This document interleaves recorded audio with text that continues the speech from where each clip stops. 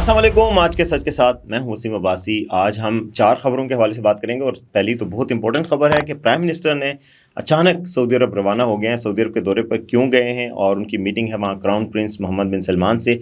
ये मीटिंग किस तनाजुर में हो रही है? एक इमरजेंसी मीटिंग हो रही है और इस पर बहुत बातचीत हो रही है कि इसमें क्या होने जा रहा है। मैं आपको अंदर की बात बताऊंगा कि मेरी कुछ हुकाम से बात हुई है कि इस मीटिंग का मकसद क्या है।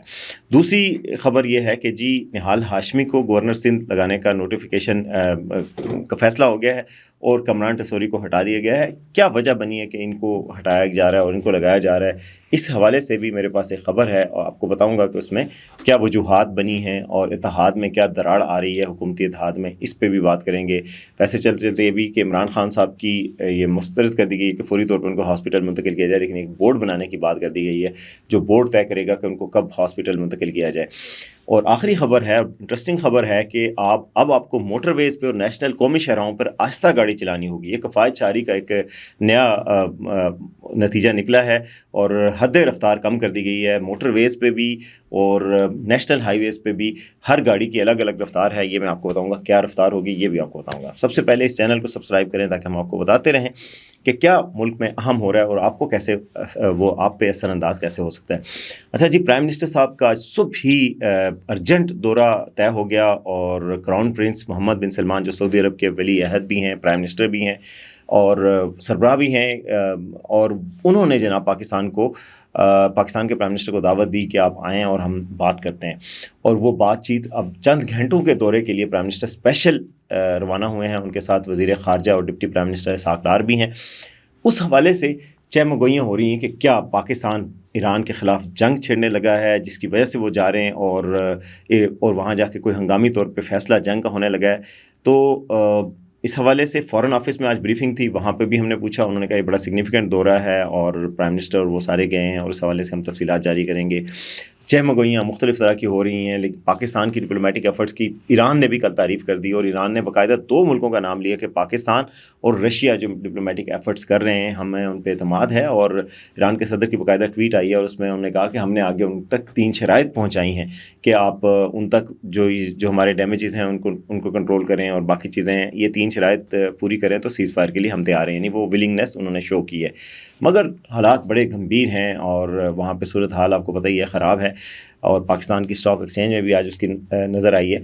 लेकिन जंग के हवाले से अब पाकिस्तान के इससे पहले आर्मी चीफ़ और chief of defence force Asim Munir भी जा चुके हैं और वो सऊदी अरब के वज़ीर दिफा से भी मिल चुके हैं और उसके बाद भी ये आदा किया गया था कि हम पाकिस्तान के सऊदी अरब के दिफा के लिए हर मुमकिन कोशिश करेंगे। कल मुशर्रफ ज़ैदी ने ब्लूमबर्ग को, जो प्राइम मिनिस्टर के फ़ॉरेन मीडिया के तर्जमान हैं, उन्होंने कहा कि ये तो सवाल ही पैदा नहीं होता कि हम कैसे मदद करेंगे या कब करेंगे, हम हर सूरत में सऊदी अरब की मदद करेंगे और उनके कहने से पहले हम मदद कर देंगे, जब उनको ज़रूरत पड़ने से पहले वहाँ हम मौजूद होंगे। गोया ये इंदिया है क्या कि पाकिस्तान की जो दिफाई सलाहियतें हैं और सब कुछ वो सऊदी अरब में पहले से मौजूद है और एक इशारे के मुंतज़िर हैं। मेरी बहरहाल कुछ हुकाम से बात हुई, कुछ ज़राए से बात हुई, तो उनका ये कहना है कि ये जो दौरा है ये आप इसको ऐसा ना समझें कि कोई जंग का ऐलान होने जा रहा है, बल्कि ये नोट्स एक्सचेंज होंगे दोनों लीडरान के दरमियान, दोनों रहनुमाओं के दरमियान। नोट्स एक्सचेंज ये एक टर्म यूज़ होती है जिसका मतलब होता है कि आमने सामने बैठकर बातचीत की जाती है। जो इश्यूज़ हैं, जो मसले हैं और जो मसलों के हल हैं, जो मुमकिना हल हैं, जो अपनी अपनी पोजीशन है और जो हम कर सकते हैं, ये बातचीत होनी है। नोट्स एक्सचेंज का लफ्ज़ यूज़ किया गया कि नोट्स एक्सचेंज होंगे आपस में, तो नोट्स एक्सचेंज किए जाएंगे और यानी दोनों मालिक अपनी पोजीशन बताएंगे। अच्छा, इसमें मैं आपको बताऊं, कल मेरे साथ ईरान के जो सरकारी टीवी के डायरेक्टर हैं, सरकारी न्यूज़ एजेंसी है इरना, उसके डायरेक्टर थे अफजल रज़ा। उन्होंने कहा कि ईरान में सऊदी अरब के तदब्बर को सराहा जा रहा है कि सऊदी अरब ने कोई रिटेलिएशन नहीं शो की, कोई वो नहीं किया, हालांकि उनकी अरामको पे भी हमले हुए और वो कह रहे हैं कि वो इजराइल ने किए, हमने नहीं किए। अच्छा, ये रियलाइजेशन सऊदी अरब की क़यादत के तदब्बर को ईरान तक में अप्रिशिएट किया गया। प्राइम मिनिस्टर ने जो बात की ईरान के साथ, उसमें बाकायदा तौर पे कहा कि सऊदी अरब के साथ हमारा दिफाई माहिदा है, तो इसका आप ख्याल रखें। उन्होंने कहा कि आप सऊदी अरब हमारा टारगेट नहीं है बाकायदा तौर पे। तो ये जो चल रही है, इसमें गुफ्तगू में ऐसी बात भी हो सकती है जो ظاہر ہے ہم انٹرنیشنلی فون پہ بات نہیں ہو سکتی، فون پہ پوری دنیا کی ایجنسیز ہیں ریکارڈ کر رہی ہیں، تو یہ دونوں رہنما آمنے سامنے آ کر ایک سیکیور انوائرمنٹ میں بات کرنا چاہتے ہیں، اور امید یہی کی جانی چاہیے کہ امت مسلمہ کے خیر کی خبر ہوگی آپس میں بات کر کے، اور دشمنوں کی سازشوں کو سمجھا جا رہا ہے دونوں سائڈوں پہ، ایران کی سائڈ پہ بھی، سعودی عرب کی سائڈ پہ بھی، اور پاکستان کی سائڈ پہ بھی۔ اور پاکستان تو ایک ایسا کردار ادا کر رہا ہے جو کہ برج بلڈر کا کردار ہے، جو فارن آفس آج کہہ بھی رہا تھا کہ ہم پل کا کردار ادا کریں کہ یہ ٹینشن اور تناؤ کم ہو جائے جو جنگ کسی کے مفاد میں نہیں۔ تو مجھے تو لگتا ہے کہ یہ دونوں رہنما آپس میں گفتگو کر کے کوئی مدبرانہ حل کی طرف آئیں گے، اور کوئی ایسی بات ہوگی جس سے خطے کے لیے اور جو ہے وہ پورے اور سارے ممالک کے لیے، مسلم ممالک کے لیے ایک بہتر چیز سامنے آئے گی۔ تو اس کی تفصیلات تو آنے والی، ابھی تک جب تک میں آپ کو بتا رہا ہوں نہیں آ رہی، لیکن میں آپ کو بتا رہا ہوں کہ اس دوران نوٹس ایکسچینج ہوں گے، آپس میں ڈسکشنز ہوں گی، اور جنگ کا کوئی فیصلہ فوری طور پر نہیں ہونے جا رہا۔ یہ ایسی کوئی اناؤنسمنٹ آپ ایکسپیکٹ نہیں کر سکتے۔ اب آتے ہیں جی دوسری خبر کی طرف، اور وہ ہے پاکستان کے ڈومیسٹک محاذ پر، اور وہ ہے نہال ہاشمی، جو کہ نون لیگ کے ورکر ہیں جن کو سزا دے دی گئی تھی ثاقب نثار کے دور میں، اور ان کو بڑی قربانیاں دی ہیں، بعد میں کہا گیا تھا کہ ان کو قربانی کا بکرا بنا دیا گیا ہے۔ سندھ کے رہنما ہیں نون لیگ کے نہال ہاشمی، اور بڑا بولتے تھے ثاقب نثار کے دور میں، جب نون لیگ اسٹیبلشمنٹ کے زیر اطاعت تھی، سپریم کورٹ کے اس وقت کے جج ثاقب نثار بابا رحمتہ جن کو کہتے تھے، ان کے زیر اطاعت تھی، تو اس وقت وہ بولے تھے اور کھل کر بولے تھے۔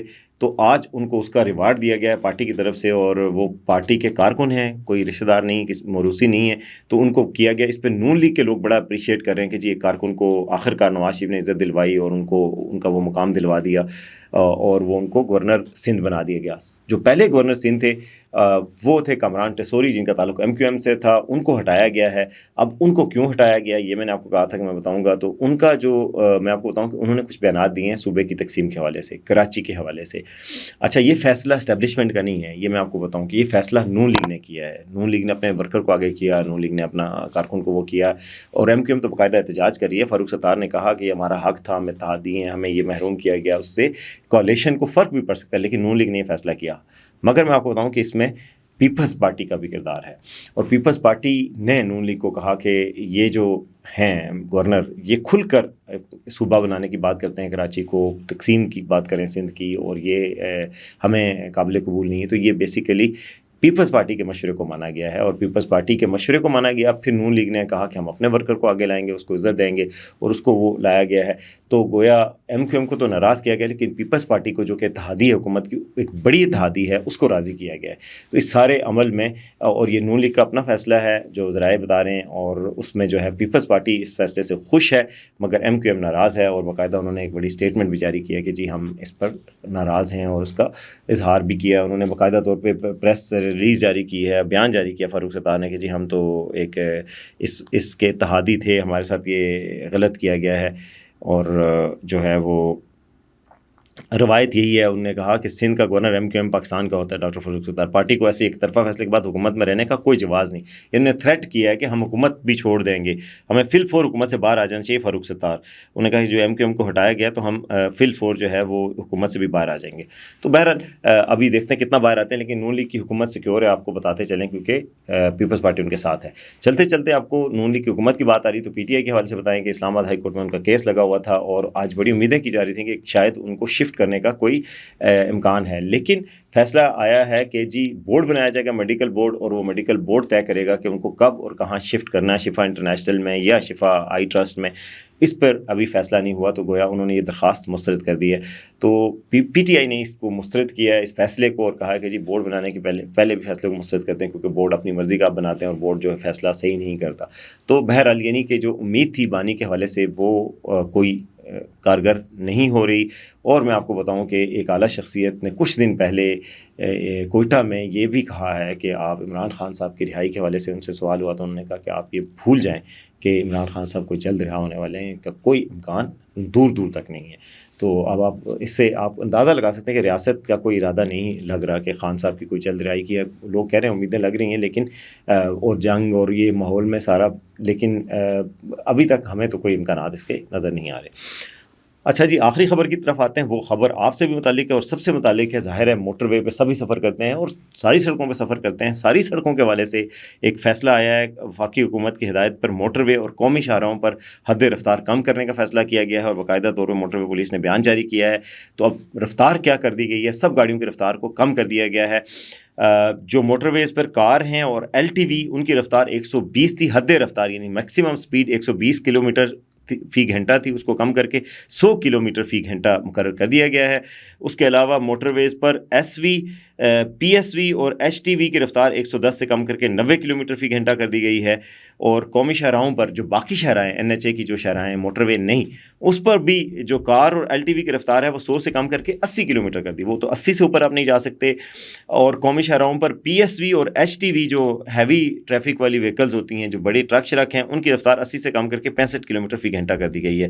تو ایندھن کی بچت کے لیے نئی حد رفتار، اس کے لیے آگاہی مہم بھی شروع کر دی گئی ہے. اور یہ کیا گیا ہے تاکہ آپ کو پتہ ہے کہ گاڑی ایک خاص سپیڈ سے زیادہ چلائیں تو ایکسیلیٹر پہ پاؤں ہوتا ہے اور فیول زیادہ سڑتا ہے. تو انہوں نے کہا کہ آپ آہستہ پہنچ جائیں لیکن پٹرول بچائیں اپنے لیے، قوم کے لیے.